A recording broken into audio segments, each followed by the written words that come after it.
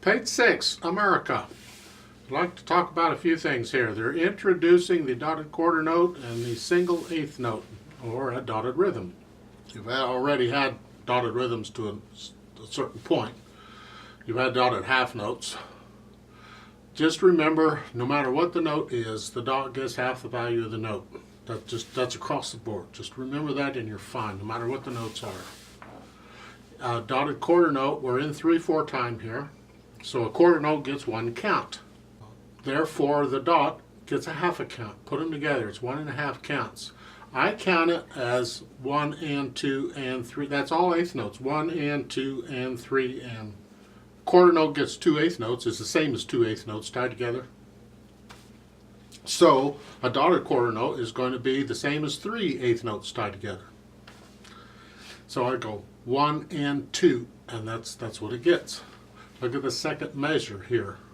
In the right hand, it's 1 and 2 and the eighth note comes on the and of 2.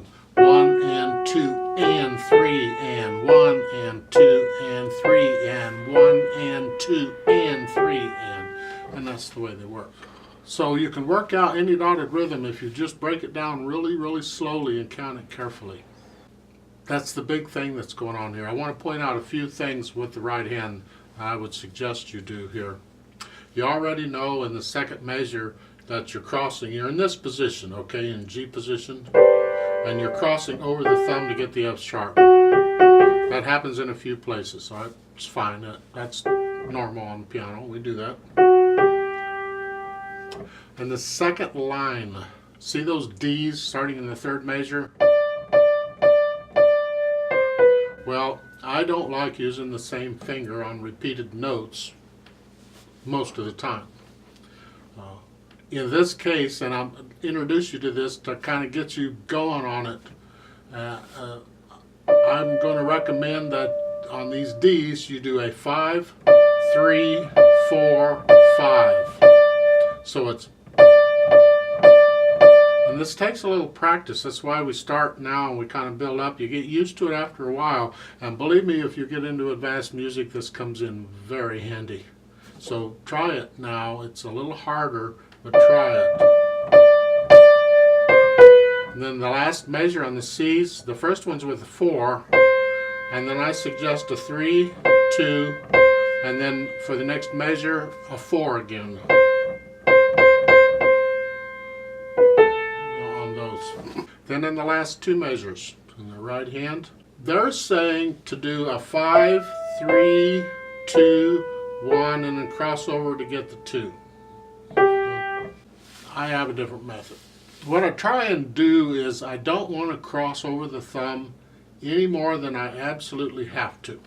Sometimes you have to. Sometimes actually crossing over the thumb is easier than trying to play the notes just in order by the fingers, believe it or not. Because of the way the black notes work and the white notes together, sometimes it's easier to cross the thumb over. Here we have all white notes, so I suggest on these last two measures that you finger a little differently.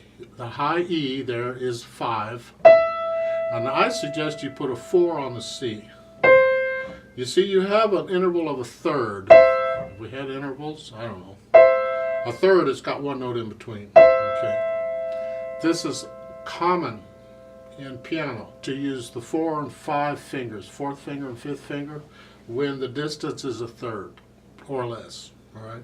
So there's no big deal with using the 4th on here. 4, 3, 2, 1. That way you don't have to cross over the thumb, and that's what I would recommend. This fingering, again, will prepare you for more difficult stuff later, so just try and get it now. Be a little ahead of the curve here. In the left hand, I don't really have anything to say. Just you're here in G position.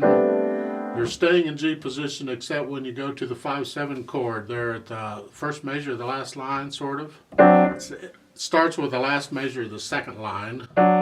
Yes, it's a 5/7 chord. And then the next measure, the first measure of the last line, it's a 5/7 chord, just broken up. Otherwise, you're staying in G position. Now with their phrasing, I have a little problem with the phrasing because I don't like short phrases. So it breaks up the music, it makes it choppy. And it's like the first line. They've broken this up into two phrases.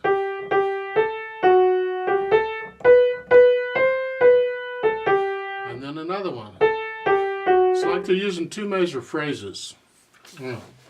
I would prefer you combine every two phrases into one and you get four measure phrases. Phrases that last four measures.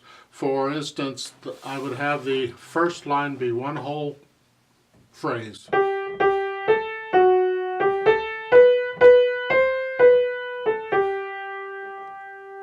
could actually connect the first two measures of the second line to that phrase. Now a new phrase. Same phrase.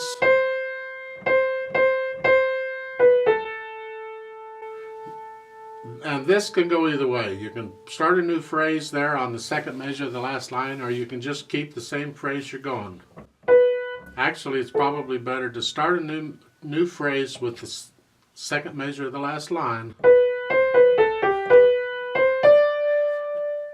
Same phrase, don't break it up. That's just my opinion.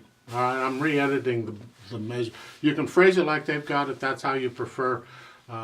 I wish they'd have put the words in here. I don't remember the words right offhand, but you can follow the sentences in the words for the phrasing a lot of times. Having said all that stuff, let's try this thing out. Bring out the melody. It's in the right hand. 3/4 time, I'll give us 3 counts, and we'll begin. So the left hand's in G position. The right hand is starting on third finger. Here we go.